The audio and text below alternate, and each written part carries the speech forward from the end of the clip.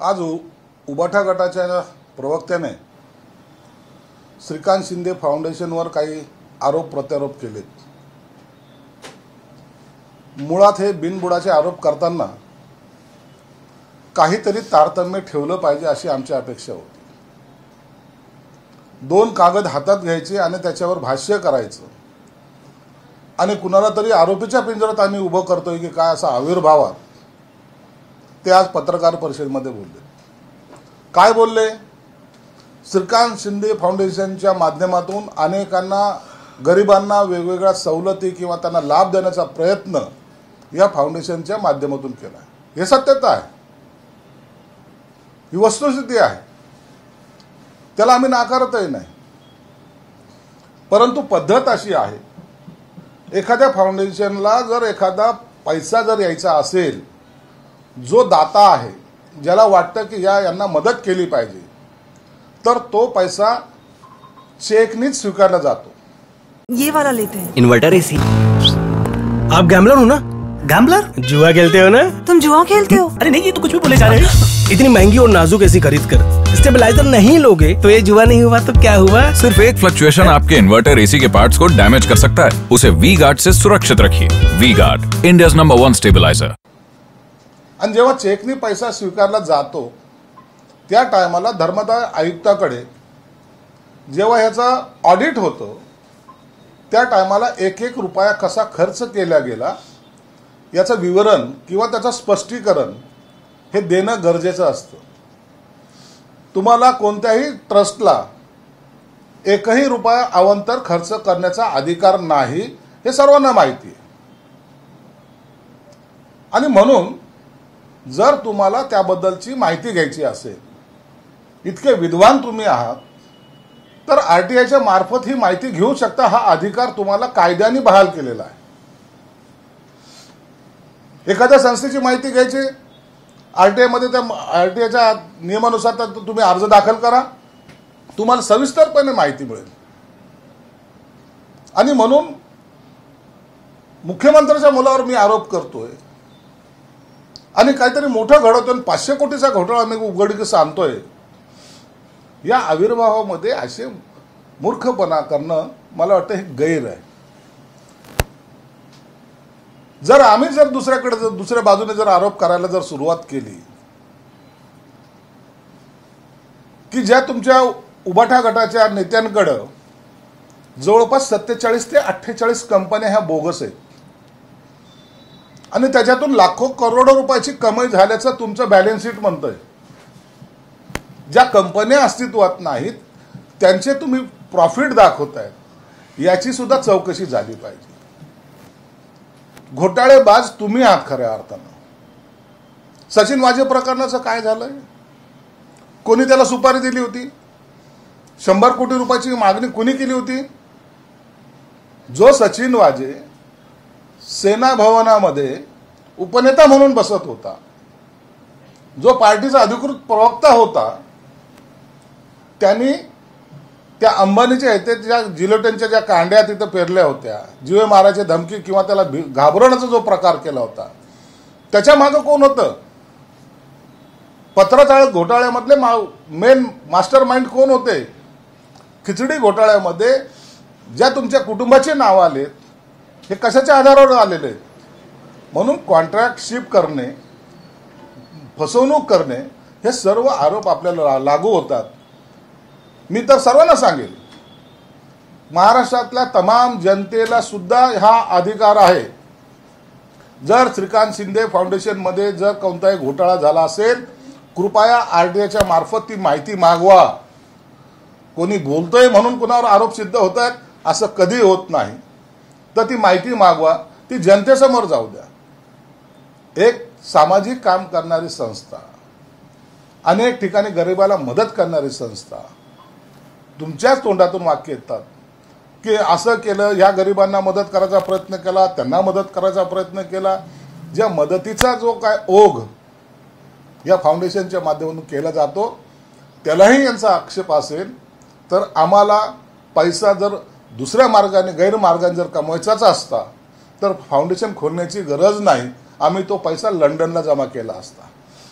जे इतर करतात ना त्यापर्यंत तो पैसा इतर मार्गाने लंडनला जाऊ शकला असता, परंतु ती नीतिमत्ता आमची नाही, त्या भानगडीत आम्हाला पडायचं नाही. जेवढी होईल तेवढी सेवा ही सर्वसामान्यांची करणं हाच त्याच्या मागचा उद्देश होता. म्हणून अशा आरोप करणाऱ्यांना जनता सुद्धा त्यांच्यावर विश्वास ठेवणार नाही आणि विश्वासपात्र एकही त्यांचं आतापर्यंतचं विधान हे विश्वासपात्र ठरलं नाही. म्हणून अशा या गोष्टीला आम्ही किंमत देत नाही. ईडी सीबीआयकडे रीतसर तक्रार नोंदवण्याचा प्रयत्न आम्ही उद्या करणार आहोत असं मी स्पष्टपणे सांगतोय ना, आरटीआयच्या माध्यमातून माहिती मागवा आणि ईडीकडे तक्रार करा, सीबीआयकडे तक्रार करा. बेसलेस विधानं करण्यापेक्षा कायदेशीर प्रकारे त्यांच्यावर गुन्हे दाखल करा ना. हे आव्हान आम्ही स्वीकारायला तयार आहोत ना. परंतु प्रेस घेणं आणि त्याच्यात काहीतरी बोलणं हा जर तुम्हाला वाटत असेल की मी आजची हेडलाईन दिली तर हा तुमचा असलेला मूर्खपणा आहे. धर्मादाय आयुक्तांवर दबाव आहे आणि ते आयुक्त राजीनामा देण्याच्या मनस्थितीत आहे, त्यामुळे माहिती मिळत नाही असं त्यांचं म्हणणं. अशा या बकवास त्यांच्या या उत्तराला काहीच उत्तर देता येणार नाही. कोणताही अधिकारी असेल तर स्वतःच्या अधिकारामध्ये जेवढं आहे तेवढं तो काम करू शकतो. माहिती लपवणं हा एक गुन्हा आहे. जर ती त्याने दिली नाही तर त्याच्यावर सुद्धा कायदेशीर कारवाई करता येते. त्यांनी असं म्हणाले की अवकाळी पाऊस पडतोय, शेतकऱ्यांचं नुकसान होत आहे, सरकार ते बोलत नाही आणि शेतकऱ्यांना मदत सुद्धा करत नाही, भीक मागण्याची वेळ आलेली आहे असं ते बोलतात. सरकार अवकाळी पाऊस पडल्यानंतर शेतकऱ्यावर आलेल्या संकटावर काय पावलं उचलते याची माहिती, सविस्तर माहिती जरी तुम्हाला मुख्यमंत्र्याकडे येण्यास लाज वाटत असेल तर महाराष्ट्राचे मुख्य सचिव जे मंत्रालयात बसतात त्यांच्याकडून जरी माहिती घेतली की सरकारचं धोरण काय चालू आहे, सरकारच्या उपाययोजना काय चालू आहे, त्यांच्याकडून सुद्धा ती माहिती प्राप्त होईल. राजकारणाचा विषय बाजूला ठेवून शेतकऱ्याच्या पाठीशी उभं राहणारं हे सरकार आहे. म्हणून त्यांनी त्या पद्धतीने आपले पावलं जलद गतीने उचललेले आहेत आणि योग्य ती मदत सुद्धा देण्याचं मुख्यमंत्र्यांनी कबूल केलेलं आहे. या जागेवरचा तिढा अजून सुटला नाही, पण रात्री तुम्ही मुख्यमंत्र्यांची भेट घेतली, तुमच्या बरोबर पदाधिकारी होते. ही जागा शिवसेनेची आहे, तयार लागा असं मुख्यमंत्र्यांनी संदेश दिला तुम्हाला. म्हणजे मुळामध्ये संभाजीनगरची जागा ही शिवसेनेची आहे आणि ही जागा शिवसेनेलाच मिळणार आहे. उमेदवाराची घोषणा उद्या होण्याची शक्यता आहे. काल मी मुख्यमंत्र्यांशी या संदर्भात सविस्तर चर्चा केली. काही लोकांचा असा गैरसमज झाला आहे की उमेदवार मिळतोय की नाही मिळतो, परंतु इथं उमेदवाराची असलेली स्पर्धा पाहता योग्य उमेदवार देणं हे मुख्यमंत्र्यांना थोडंसं कॉम्प्लिकेटेड, ज्याला म्हणतो की सगळेच चांगले उमेदवार आहेत त्यापैकी एक द्यायचा आहे. म्हणून या संदर्भामध्ये उद्या मी निर्णय घेतो असं मुख्यमंत्र्यांनी स्वतः मला सांगितलं. चंद्रकांत खैरे बोलताना आता असं म्हणाले की खान आणि बाणचं राजकारण आता संपलं आहे, मुस्लिम मौलवीची बैठक झाली नाही, ते आमच्या सोबत राहतील. बरोबर आहे ना. चंद्रकांत खैरे हे शिवसेनेचे ज्येष्ठ नेते आहेत आणि जी पक्षाची भूमिका आहे तेच ते मांडत आहेत. कारण की हिंदुत्व हा जो विषय आहे तो उबाठा गटासाठी आता संपलेला आहे. त्याला मिनिमम कॉमन प्रोग्राम ज्याला म्हणतात त्याच्यामध्ये हिंदुत्व हा शब्द येऊ द्यायचा नाही हे त्यांनी आवर्जून पाळलेलं आहे. म्हणून सर्व धर्म संभाववाले आता उठाबा गटाचे झालेले आहेत. मतासाठी लाचार असलेली ही जमात आता ही वेगळ्या पद्धतीने बाळासाहेबांचे विचार पुढे घेऊन चालली. बाळासाहेबांना हेच अपेक्षित होतं यांच्याकडून. म्हणून बाळासाहेब नेहमी म्हणायचे की कधीही हिंदुत्वाची गद्दारी करणार नाही, हिंदुत्व हे राष्ट्रीयत्व.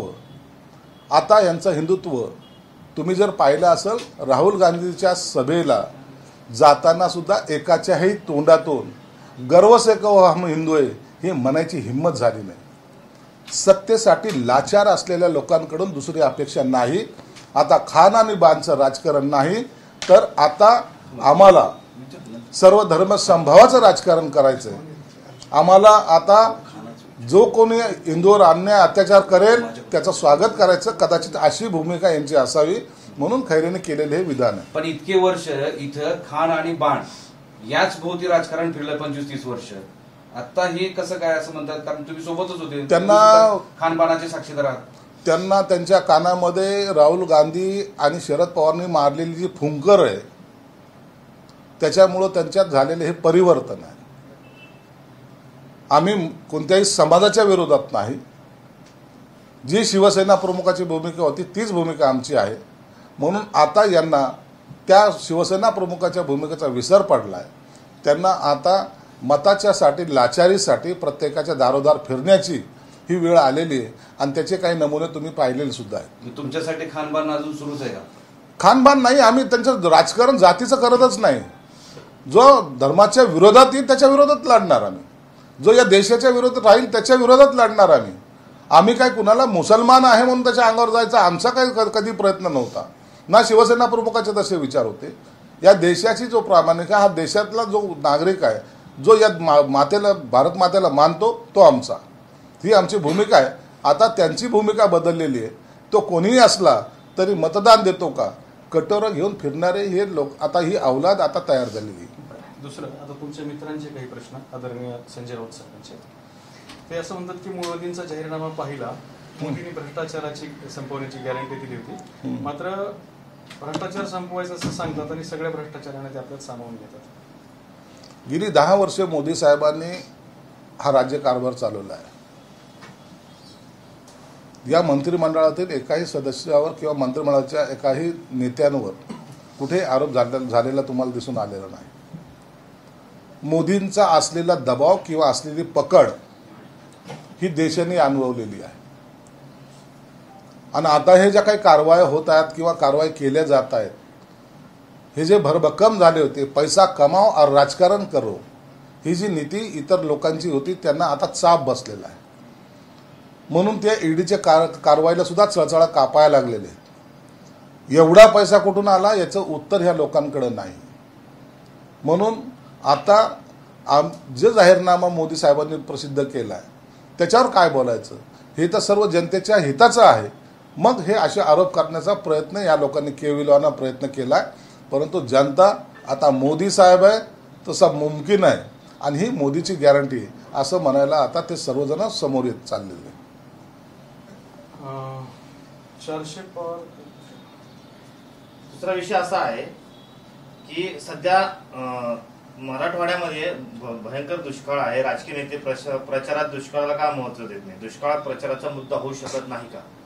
एकही राजकारणी दुष्काळाबाबत किंवा या बाबतीमध्ये माननीय मुख्यमंत्री साहेबांनी 15 दिवसापूर्वी जी काही गारपीट झाली होती त्याच वेळेला मुख्य सचिव, प्रधान सचिव यांना सक्त अशा सूचना दिल्या होत्या की इलेक्शनचा जरी दौर असला, इलेक्शनमध्ये बाकी आचारसंहितेचा जरी काळ असला तरी अधिकाऱ्याला कुठेही आचारसंहिता नाही.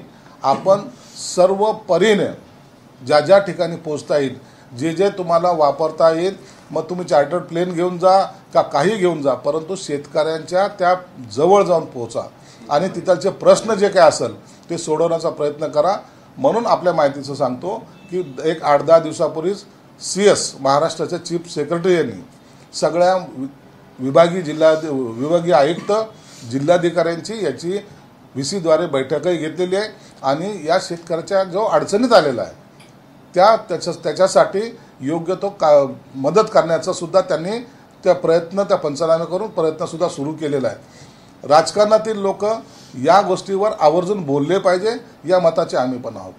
कारण की हा तुम्ही जे ज्यांना मतं मागायला जात आहे तोच जर अडचणीत आहे, त्याच्याच पिकाची हे होत आहे, नुकसान होत आहे, गारपीट पडते, काही ठिकाणी वीज पडून माणसं मरत आहेत, त्यावेळेला त्या गोष्टीला प्राधान्य दिलं पाहिजे, या मताचे सुद्धा आम्ही आहोत.